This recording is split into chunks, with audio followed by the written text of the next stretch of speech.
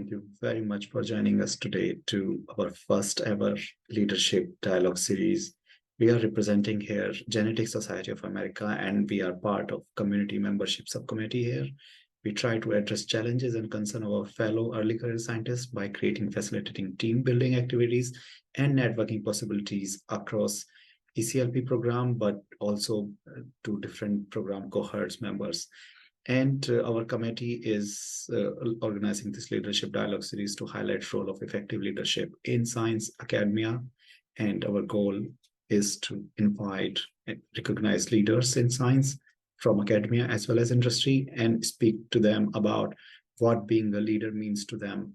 Also highlighting the attributes, what they think an effective leader should have in science. And we plan to make these discussions accessible through YouTube and also to early career scientists, not just up to GSA, but beyond GSA. And that's why we are putting all these recordings on a public platform.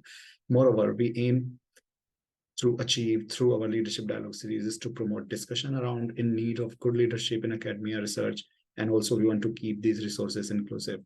So here we start our first recording for leadership dialogue series. And I would like to invite Li Shu to introduce our first esteemed guest.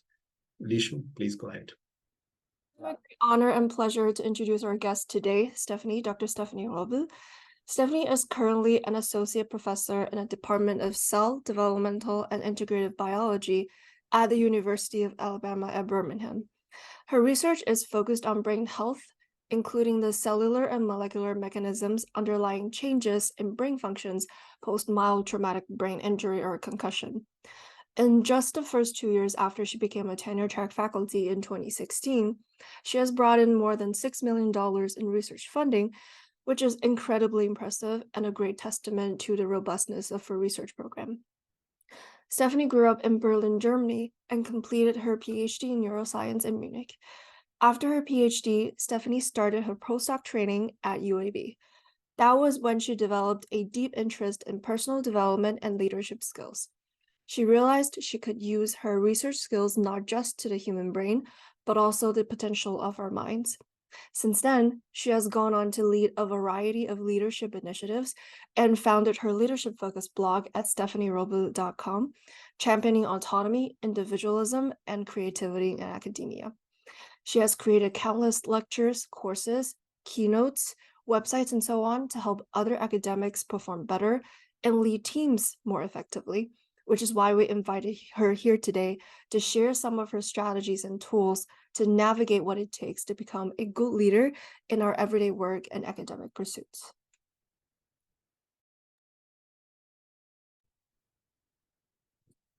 Great, that worked much better. Thanks a lot, Li Shu, for the introduction. And I would like to invite Stephanie for a few words before we start this interview. Well, thank you for the invitation. I am super happy to be here. It's actually a great honor, and I really enjoy working with early career researchers because I feel like you really have the opportunity, and the potential to shape a different academic culture than the one that we all don't like very much right now, the one like kind of focused on stressing, focused on working a lot and making that the one metric to success. And I think, it can be different. And I'm happy to share my thoughts about it, like what can we do to make it different? Yeah, that's really amazing. So to kick off our interview session, I would like to invite colleague Irina, and she can probably start asking you questions about your leadership style. Yeah, thank you. I guess I'll start with a very basic question to Stephanie. How do you define your leadership style? Yes, so as you probably know, there are a number of different styles of leadership. And I would say that neither I nor other people really just do one leadership style. But if I had to be nailed down on something, I would say I usually probably use like a range of different ones, with situational leadership being one of them. Situational leadership means that you adjust how you lead and how closely you manage somebody based on their level of skill and also based on how experienced they are in the position that they are in. But I'm like, if I really had to pick one, I would probably say I'm a big fan of empowering leadership, where your goal as the leader is to empower the people that you work with. I would say, though, that I find it helpful for leaders and also for the team to define a leadership point of view instead of just saying, here, this is my leadership style, because I think that is much more specific and less vague than saying, hey, here's just like what academics defined in terms of leadership styles. So that's something that I help people develop when they work with us. And I think it's worthwhile thinking about for all of us, because you all are leaders, even if you're not yet in a position to lead a research team. I think all of us are leaders, so all of us need a leadership point of view. And so mine is that I lead with a dedication to growth and the willingness to overcome personal or professional obstacles to reach my goals and dreams. I value empowerment, courage, and authenticity. And I really love to create systems and frameworks for learning and growth. I can tolerate failure, as long as the effort was honest and rigorous. But I get frustrated when people repeat mistakes or are unwilling to take responsibility for their parts in relationship dynamics or in a lack of progress. I value independent thinkers and problem solvers who are not only dedicated to achievement, but who are dedicated to their personal fulfillment, which I think is really important for like sustained or like for sustainable career. I think it's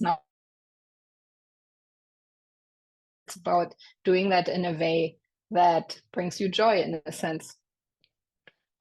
So of my team members, I expect a growth mindset. And I expect them to examine their behaviors and to replace the ones that are maybe not as functional or not in alignment with their goals.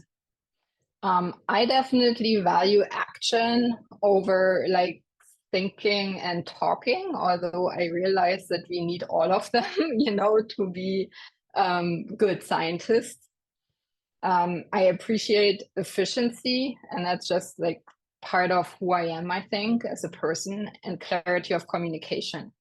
I already said that I embrace empowering leadership, but also transformational, authentic, courageous, and situational leadership.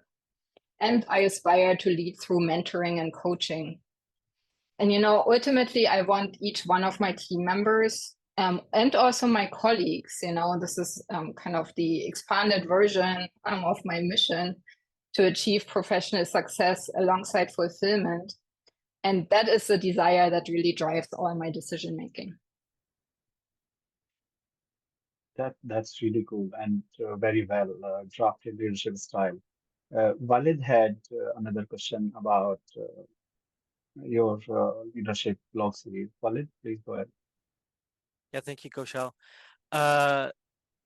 Robel, given the specific style that you espouse, I would like to ask you if you can give us insights on what motivated you to start the leadership blog series, and also what made you feel like there should be, and you decided to construct a formal leadership training for a lot of academic group leaders. Yes. So I would say there were probably a number of factors that played into that. And it was like more of a journey, where things fell into place eventually than me making this decision on one day and setting out to develop all that stuff.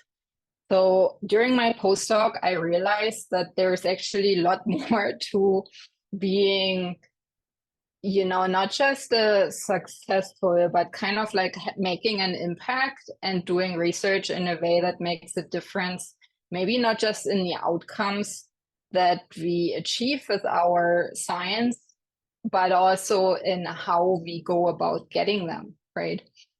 And I realized that there's actually a lot of business skills required, and then, of course, leadership skills.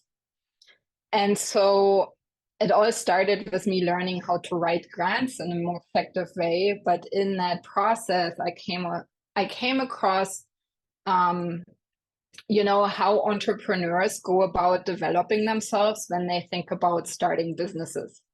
And so I modeled that behavior of going out there and pretty systematically building my skills. But then I realized while that is a strategy, there are also some problems with that.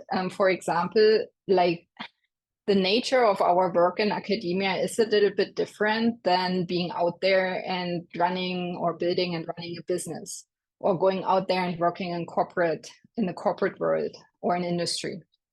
And so, like, for example, one thing that I think is really very, very different in academia is that we work with a non-professional workforce, right? So we work with graduate students and postdocs, and we call them trainees. And if we call them trainees, then we can't really expect the same of them that we would expect of an employee. And so I think that is quite different, and it also makes the relationship between you and your team members a little bit different than it would be between an employer and an employee. And so I thought it made sense to take the things that I learned and make them fit my world. And at first I did that by trying it out with my team and sharing with colleagues. And that's kind of how it organically started. So I actually trained as a life coach during my postdoc as well, because I was thinking about pursuing a different career path. And then I started working with businesses that served academics specifically. And so this all ultimately like accumulated in, oh, I have this expertise all of a sudden in leadership, and I have a message to share. And I see that people surrounding me are not necessarily happy. And the gap that I always saw was more of a skill gap. You know, I don't see so much wrong with the nature of our work, but I see a bunch of things wrong with how we're skilled to do jobs in academia, and with our culture in general. And so my thinking is, you know, people make the culture. And so if we want that to change, then we have to work with people. So that's kind of how that started. Totally great. So in your position as a leader, how do you ensure both team and individual success for your colleagues? Or, I don't know, to rephrase, how did you go about building your team with the aim of balancing team science and individual star science in mind? Yes. I think it's a challenge, and it's something that or not just I, but like my team experimented with a lot, because we made a few observations. Like one is, I mean, there are realities surrounding all of this. And the reality is, or are these metrics that were evaluated against when we apply for positions, right? And so it's important that not each team member or every team member may have the goal to land an academic faculty position. But whatever they do has to be aligned with their future goals. And so let's say that is an academic faculty position, then we have to hit certain metrics. And that's a reality that we can't do very much about, even if we have like other ideas or values. But I think you can still do team science with that in mind. So the way that we finally figured out, like for the longest time, I would really struggle how to do that, because, you know, I grew up in environments where the belief was that every, like, for example, PhD student or postdoc should be assigned a project or should like pick and develop a project, and that's like kind of what they have to do, and then either it's successful and that makes you successful or not, right? And I struggled with that, because at the same time, I also believe that there is like a factor of luck in that, right? I mean, And also, like one thing that my team has articulated many times, it's more fun if you do it as a team and you're not like the lone struggler over here trying to push your project forward. So the way that we kind of bring these things together is we see projects along a sliding scale of discovery, from kind of from discovery, from the ideation stage where you don't even know whether the things you're looking for are the right things, to this is almost ready for publication and we now have to finish things up and tie up loose ends and run last experiments and get this published. And so what we do as a team is, like, there are of course many projects along this kind of pipeline. And so every team member is expected to move some of these, like one or some of these projects farther along in the pipeline. But the ones that are farthest along in the pipeline, we all come together and we work on them together to like push them over the finish line. And so then you can ask, well, how do you do authorship then, and how do we acknowledge individual contribution and so on. And that's something that we're like, number one, strategic about, and number two, discuss regularly, because everyone in my lab knows what the rules of the game are, right? You need some first authorships if you want to do this or that, or if you want to go to industry, then you need some publications, but maybe not, super high impact publications. So we take this into account and we decide, so this project is farther along. You are at this stage in your career, so you're leading it, but a lot of the other team members are participating in it. And so then we decide about like order of authors dependent on how much effort somebody put into it. And that may shift dependent on, what happens during the publication process. But it's not like, it's not a decision that I make by myself. It's like usually something that we put on a whiteboard and then discuss as a team. Great. Thank you for your insights. With the diversity of professionals and trainees that each of us has to work with on a daily basis, it seems like open communication is a really important component of balancing like team science and individual star scientists to make sure everyone has their team and individual success. But in terms of, I guess, building a culture around open communication or just around your team in general, how did you go about defining that cultural environment and also value systems for your team so that everybody can have consistent growth? Yes, so it's something that we actually do as a team. And it takes a few like puzzle pieces to it.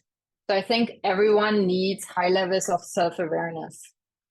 And so there are two different aspects of self-awareness. One of them is that I know what my goals are, what my vision is, what my values are.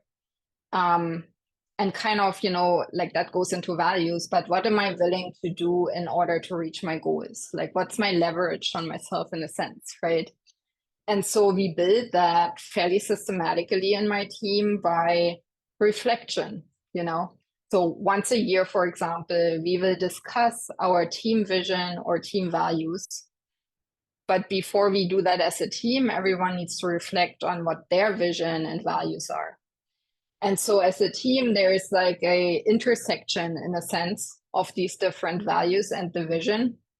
And then, once we come together as a team, we will share our individual vision and values, and then we'll work to find the intersection. And of course, that shifts as the team shifts, right? Like, for example, 2 years ago, almost 2 years ago, we moved. And so there was some turnover of the team, like some people finished, some people moved on to other positions, and then new members joined. And so we have to redo like finding our shared values and vision now because it's a new team or a different team, right? An evolved team. And even if you don't have that turnover, people mature, and they get more clear on who they are. And so then you also want to like make sure that your team, in a sense, like your cohesive kind of team culture evolves in the same way. And so we do that through discussion, reflection, and then settling on, hey, this is our vision, and here is our list of values.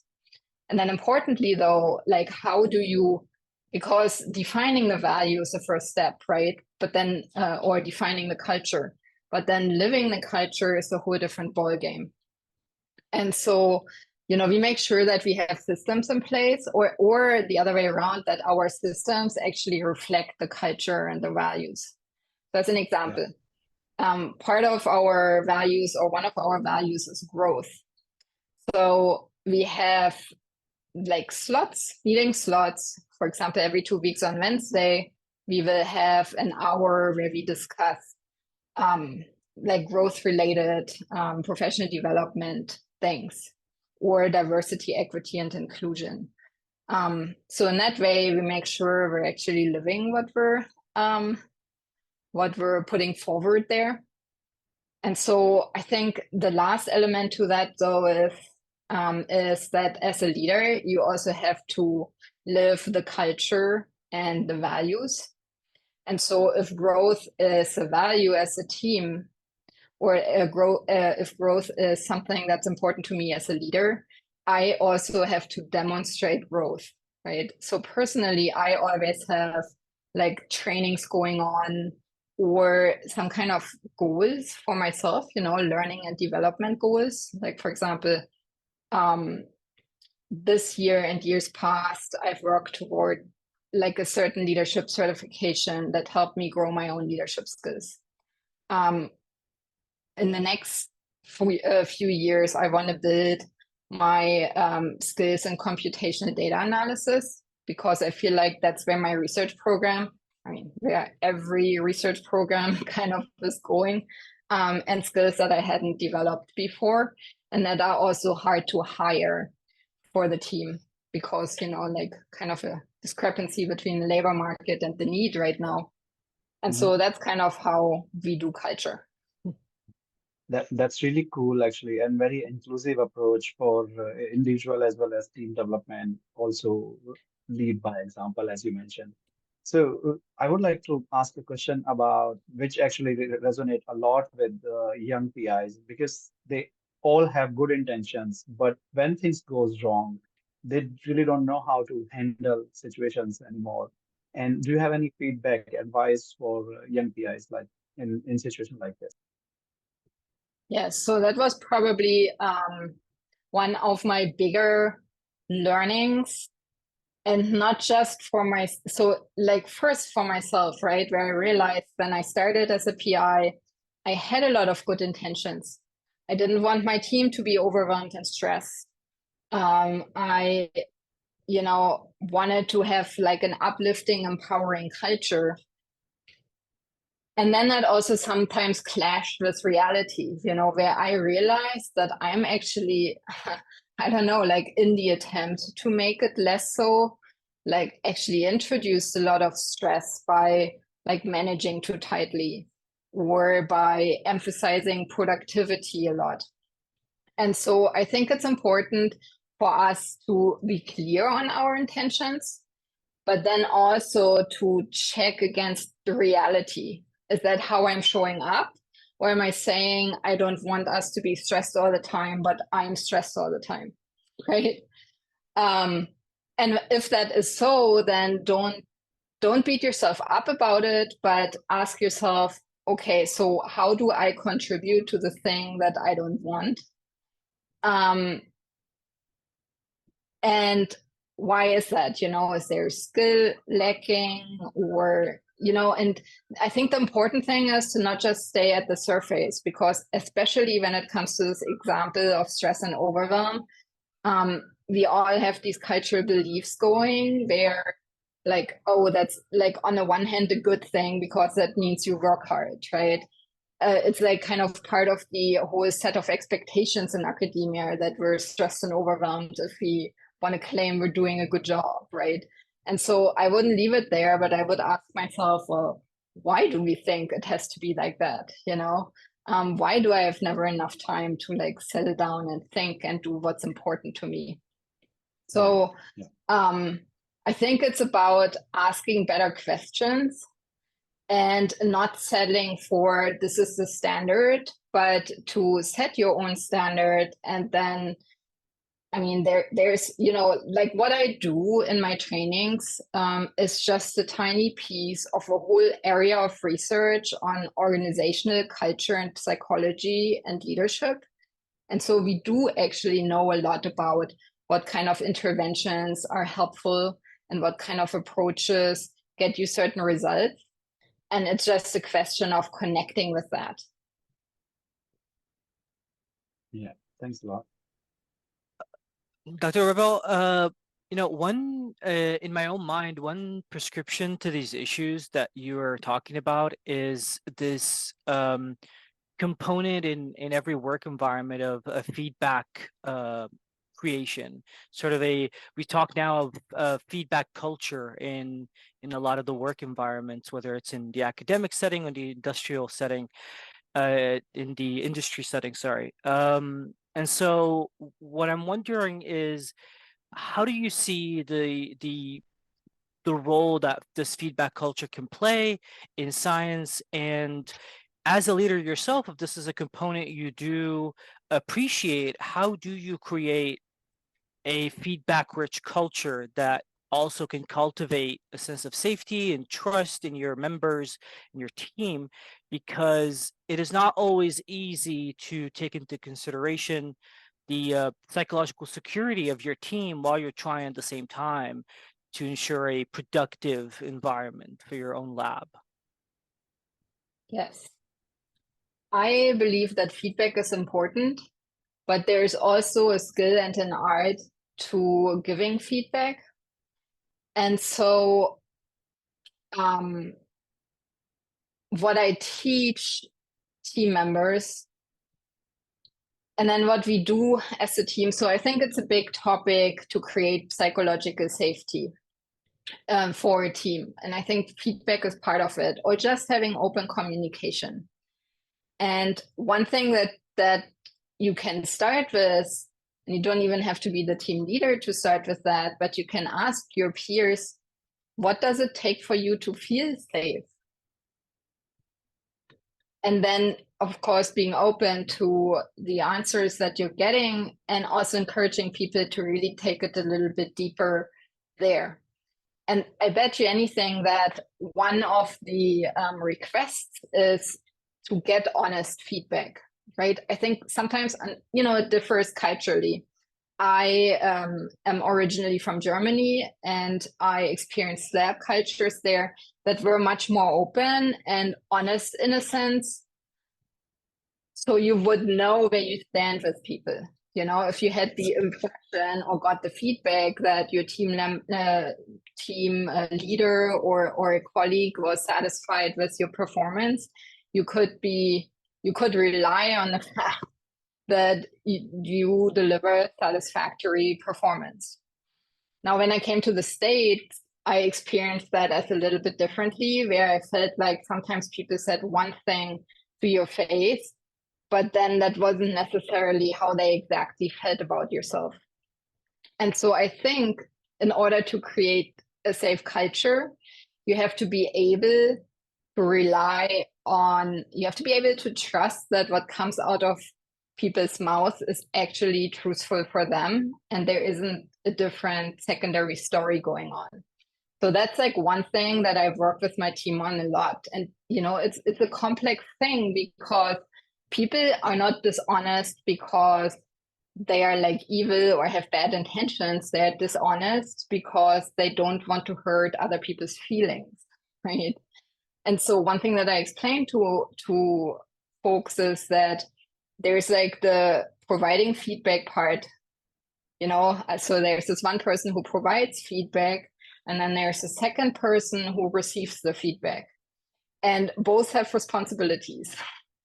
So the person who provides the feedback, they have to make sure that their intention is in the right place. So when I provide feedback to team members, like for example, I have to provide feedback because something isn't going as well, I always make sure that I'm not doing it because, I don't know, like I'm personally hurt or I feel like vindictive in this moment or whatever, you know, like I always make sure that I have the intention of being helpful and helping them dial in performance rather than being annoyed and frustrated, because then that feedback is not about them, then it's about me, right?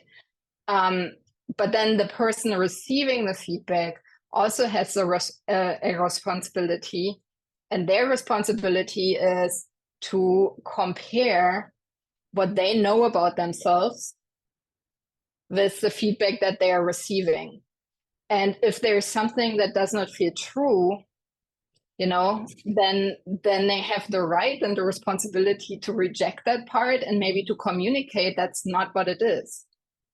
But I think they also have a responsibility to reflect and see, well, may that be true if I drop my defensiveness, or if I like really sit, you know, in a non-defensive quiet space and think about it. So there is a lot of skill to creating a feedback culture that is honest but not hurtful, you know, like that's helpful and not hurtful. And it's not only, again, it's not only about intentions, right? The intentions are like a foundation, but then it's also about using your words respectively on both ends to make sure you're understanding each other and you're ending up with some kind of path forward.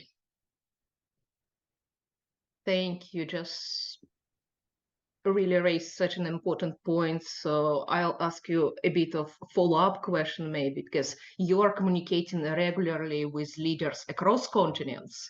And with your experience, you're originally from Germany, now in US. So do you see difference in leadership styles? And how do you manage those differences? Maybe you can just share some situation or any examples. Yeah. So like one thing I already touched on, I think there are differences in terms of culture as to how straightforward people are with each other. I find that you know, maybe I have not worked enough across different cultures to really notice patterns. I find that there are much more patterns like to individuals that may have a cultural component but have much more to do with this person's kind of personal and professional growth and the experiences that they made through their journey. And so I think one big difference that I've noticed is like the level of personal power that people have and the maybe degree to which people feel comfortable speaking their truth.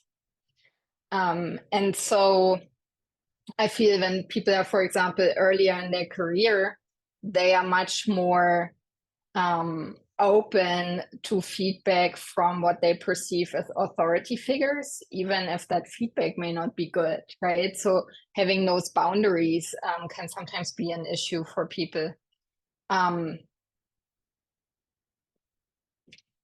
noticed that some people are comfortable in challenging other perspectives and opinions, or even research data interpretations, while others perceive that as impolite. So that's actually one thing I noticed when I moved as a postdoc from Germany to the US. Like in Germany, we would have like intellectual fights just for fun. In the US, when I showed up in that same way in lab meetings or talks, that was perceived as quite aggressive or intense. And so unbeknownst to me, I actually dialed that back a lot and had to work on being open and speaking my mind and giving feedback, but without maybe like such a personal approach to it. So in my lab, we always say, you know, feedback is on the science, not on the person. I feel like in Germany it was maybe a little bit like too intermingled, you know, if like somebody interpreted the science differently than you did, we would think, hey, maybe they are not that great at scientists, you know, because clearly they didn't think logically about this. Another thing that I've noticed is that like just what people or leaders place value on. There definitely is a big difference, I feel like, between the US, where it's more on like storytelling and having a clear and compelling story. And like in other cultures, I feel like they're more okay with complexity, or even like things that don't quite fit models, stuff like that. And so how does that translate into leadership? That's actually an interesting question. I'm not sure I've thought about that deeply enough.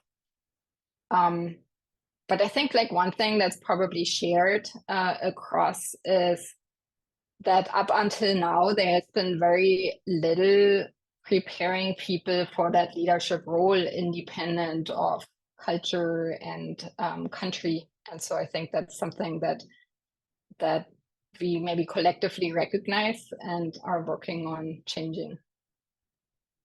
That is very interesting. That is also part of the reason why we started this series, because we recognize that in our daily lives, as well as, I guess, our academic environment in general, it's just not, leadership is just not talked about enough.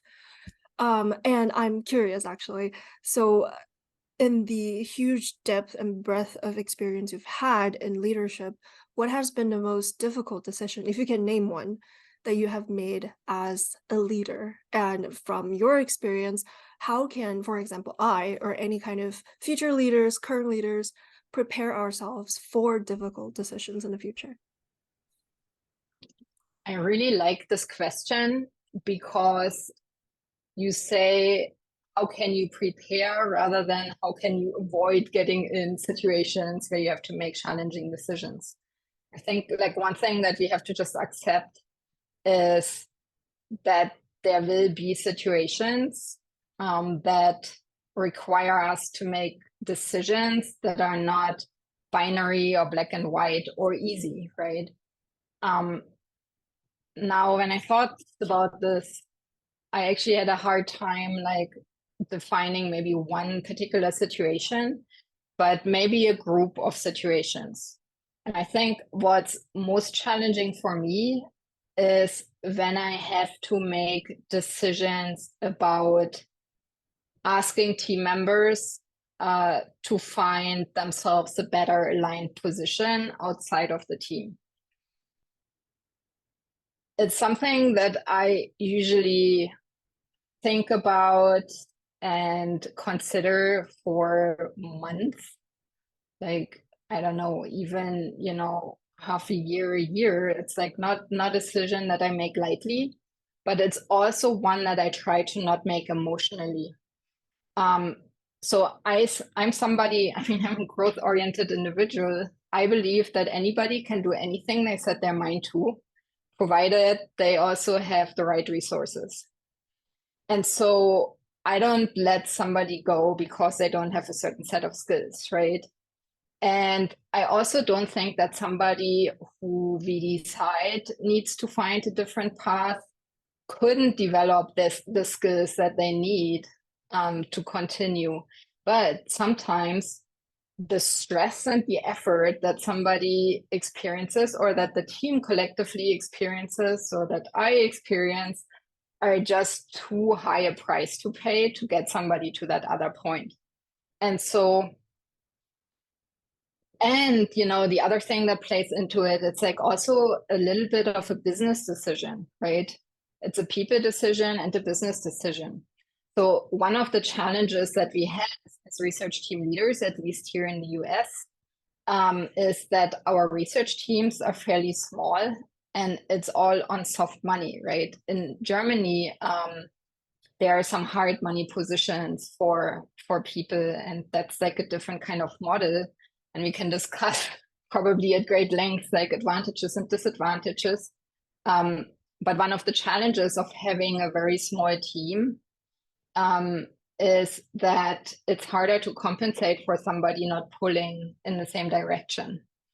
And so one thing that I discovered is that it makes sense to start talking to people about it and exploring, you know, their desires and like what they are willing to do in order to get to this point that they have to be at in order for this to all work for the team. But there's a challenge with that, and the challenge is that people sometimes don't have the clarity that they need to see, hey, this may not be what I really wanted, you know? And mixed into that are like fears or uncertainty about the future. And that can make that all like a big mangled mess, right? And so to come back to the original question, I think the hardest thing I've had to do is to make that decision for somebody. Because ideally, I would work with people to have them make a decision for moving forward. But if that doesn't really work with where the team is and what the team needs, then sometimes I had to make that decision for somebody. And that's definitely not a pleasant thing to do or an easy thing to do. Dr. Robel, leaders in a lot of sectors, you know, they get judged, their success is judged on, you know, a lot of times externally, and is based on the outcomes of what is perceived as their leadership style or the leadership decisions that they had to take. But what we're interested in is if you can give us some insight on how you evaluate your own successes in your leadership style, especially given the difficulties that you just mentioned, the times when you have to make a difficult decision. How do you, you know, evaluate that? Do you have any tools? Do you have any material things also that help you kind of reevaluate and readjust based on these things? This is also such a good question. And that's probably something that I try to help people perform their perspective on when we work with them. Because I think the easiest way to say is, here's what the metrics are that my department or my university or my community uses to evaluate whether I'm successful, and I'm just going to use those to determine my own success. But I think a better approach is to see these metrics as what they are, metrics. They are not the goal. And so one thing that I do is I set my own goals. I ask myself, what is one thing that I would be excited about accomplishing? And they may overlap, right? Like one of our team's goals is to aim for higher impact publication because we think we have a project that warrants that, and we haven't challenged ourselves to do that before. So it's essentially, it's like a growth challenge combined with, oh, that would be a nice checkbox to check, you know. But there's also things like I'm writing a book right now about high-performing teams in academia. And nobody told me to do that, nor is that gonna like check a box, you know, for my next promotion thingy there that I need. That's just a personal goal I set that I think is like, again, both in alignment with my value of growth, but also contribution to the community. And that is why I'm doing it. And so when it comes to how do I evaluate my success as a leader, it's about not just reaching these goals, but it's about like regularly engaging in the process of moving toward these goals in alignment with my values. And these values are like my life values, right? So in the past, not even that long ago, you know, my values, they are the stated values, but then they are the lived values. And so I noticed in like doing these reflections every year for a few years that there was a discrepancy between my lived values and my stated values. My stated values would be, oh, I want to be present, I want to experience joy. But my lived values were progress toward achievement. And so, you know, bringing these two closer, like the lived values to what I actually, or my my desired values in a sense, you know, my true values with what I put forward every day. That is one part of how I judge my success as a leader. And then lastly, last but not least importantly, it's also about helping people on my team and colleagues to get closer to their goals. And doing it in a way, and that is really important to me, like doing it in a way that feels enjoyable. And it feels like that is really what they want, rather than that is what they think is expected of them. When it comes to tools, I don't have like a great matrix or something like that, although something to think about. But I too work with coaches. So I have a coach who I show up with 3 times a month. And she helps me reflect on these things. You know, she also helps me reflect when there are challenging decisions to make. And so one way that I also evaluate how I show up as a leader is like looking at how close is how I would like to show up as a leader and what actually happens. And then bringing these two closer together. Well, you already mentioned all this wonderful journey you went through early in your career and now again. So maybe based on how you navigated power structure early in your career versus later in your career, when you already like had this great formal leadership role, you can give some advice to young women entering this profession. Just some pitfalls, some hidden rocks, what to avoid. So if I had to take a look at how did I navigate power dynamics early in my career, I would say I was a really good girl, you know?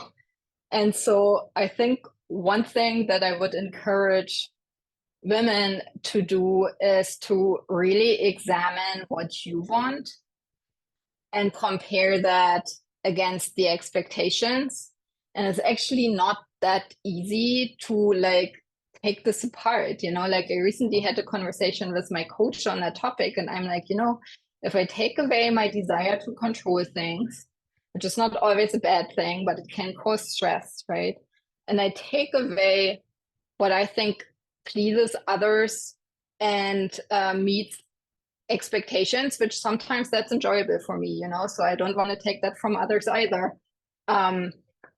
But it's sometimes not that easy to define what's driving you when you take away these external expectations, or your kind of patterns to feel comfortable and safe. You know, what's like the real intrinsic motivation? So my suggestion would be to just reflect on that fairly regularly and make sure that you know what's important to you and you know what's driving you. And you know, if that's external, that's fine, but it's nice to know it, right? And maybe a mix between external and internal is like a good way to go. Now, the other thing that I would say is I think it's important for us to acknowledge that the system is rigged and that the system works in advantage of some people, but not all people, and that there's also still a lot of bias that works against women and people of underrepresented minorities. And just recently came across a book that like kind of summarized research on the topic of learned helplessness, for example. You know, because when people feel like they struggle and it's not getting them any desirable results, they feel stuck and they give up. But the interesting thing is that when people know that the system is rigged and that they have to struggle more than other people, they can actually cope and move toward their goals. And so I would tell women who are starting in this career that there is bias and the system is rigged, and you can work within it and do it in an enjoyable way, and like surround yourself by advocates and supporters anyways. You know, we can still be impactful contributors, and we don't have to like the way the system is set up. Yeah, that's really good advice for early career leadership. People, especially women and candidates coming from underrepresented background. This also brings me to our last question, which resonates very well with this discussion we just had. How do you push new ideas through a rigid system like that? How do you advocate for new ideas and unpopular opinion? Like you just discussed, it's not very unpopular anymore. There are biases, but no one is ready to recognize and acknowledge these biases. And we need leaders like you who push through new ideas. How do you do that? Yes. So I think one important part in doing this in a sustainable way is to understand that it is a slow game, right? Maybe even an infinite game, to speak. I think said Simon Sinek, one of these influencers who write good books. So it's not something that we can find a solution to.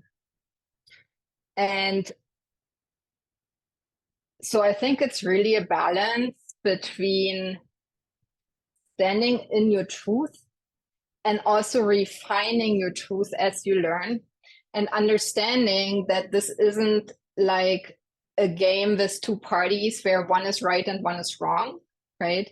And so I think the other part to it is listening to those who have opinions that are otherwise, you know, and trying to help them understand where that is coming from so that you can understand where they are coming from.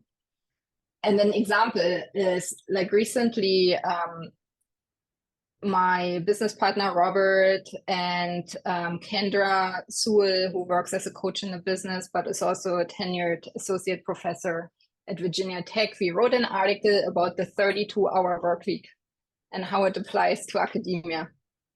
And that is based on a study in the UK that is now also rolled out in other countries that found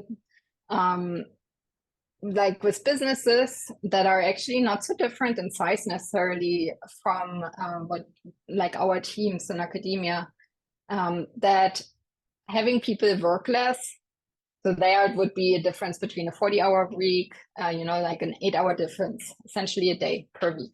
And they could do it however they wanted. They could like work shorter hours each day or drop one day or whatever worked for the type of work. And I found that the productivity was actually either the same or even higher. And people's wellness went up. They were easier to retain. They had less sick days and so on. And so we asked, you know, why wouldn't that work in academia? And we asked like people that we worked with. And there was a lot of skepticism, right? And a number of objections. And so rather than like engaging into a fight now about who's right and who's wrong, right? It's really good to just ask people, well, why are you worried about not being able to do all the work that you need to do? You know, like what's really driving it? Like often there's fear underlying change, you know, or there are some like a number of beliefs that people have that they may or may not be conscious of. And so I think if you want to make change, you have to learn what drives people emotionally, and then also at the level of belief, which shapes our emotions, right, or our feelings about certain things, so that you can like shift and dismantle, right? Like beliefs you can probably or maybe dismantle with research. So for example, I will then cite research that shows that work beyond a certain number of hours is just not as productive and effective anymore and may actually be being counter to creativity and so on. Now, is that going to always shift somebody's belief? Probably not. But I think that is where persistence and just talking about it a lot more is important.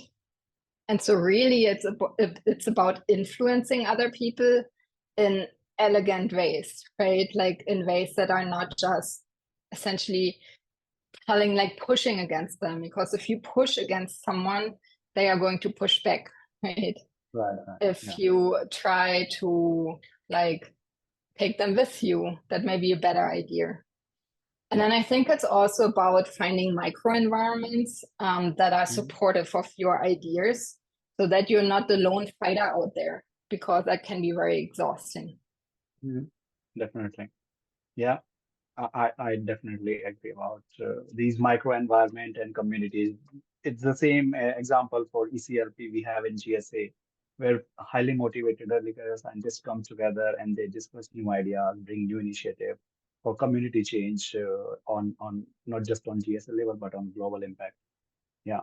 So I think time only permits us to ask questions now, till now actually, and if our listeners wants to ask and approach Stephanie for more questions, we will post the link to her blog, our social platforms, so that the audience can approach you directly if they have some questions or discussions or really burning thoughts to share. They can also comment in our YouTube post as well as approach you personally. So thank you so much, Dr. Robel, for your time. And we truly learned a lot, and we can't wait to just keep in touch and follow along with your leadership blog and then just learn more from you as well. Absolutely. Thank you so much for the opportunity to share some of my ideas and just to reinforce. I'm always open for people to reach out either on social media or by email. So don't be shy. Just use me as a resource. Yeah, that's a really great help for ECLP, especially the early career leadership program, as well as other colleagues and peers we are having here and listening to us. Thanks a lot, Stephanie, again. And we really enjoyed this conversation, the discussions, and your insights about leadership in general, as well as your blog series. I hope more people will refer to this blog series and they learn just like I'm getting benefited by your blogs. Yeah. Thanks a lot again. Great. Thank you.